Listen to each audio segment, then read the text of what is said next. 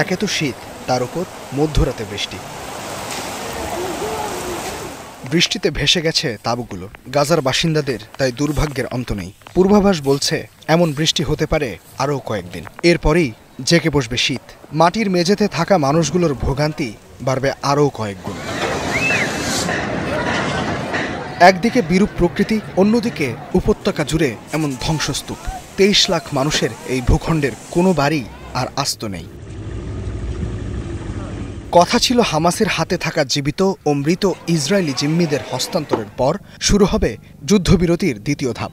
কথা রেখেছে হামাস। ট্রাম্পের 20 দফা চুক্তি অনুযায়ী এবার গাজা পুনর্গঠনের কাজ শুরু হবার কথা। হামাসের বদলে গাজার নিরাপত্তার দায়িত্ব একটি বহুজাতিক বাহিনীর হাতে যাবার কথা। আছে একটি বোর্ড অফ পিস বাস্তবায়নের প্রস্তাবও।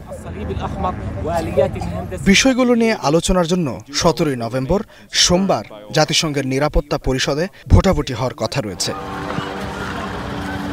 গাজার নিরাপত্তার দায়িত্ব নিতে যাওয়া বহুজাতিক বাহিনীটির নাম হবে ইন্টারন্যাশনাল স্টেবিলাইজেশন ফোর্স বা আইএসএফ। বাহিনীটির এখতিয়ার অনুমোদন করবে জাতিসংঘ। তবে এটি জাতিসংঘ শান্তিরক্ষী বাহিনীর মতো নয়। যুক্তরাষ্ট্র পরিচালিত এই বাহিনীর সদস্য সংখ্যা হবে প্রায় 20,000। স্টেবিলাইজেশন ফোর্সে সেনা পাঠাতে আগ্রহ দেখিয়েছে Italy, France, Indonesia, Azerbaijan, Pakistan সহ বেশ কিছু দেশ।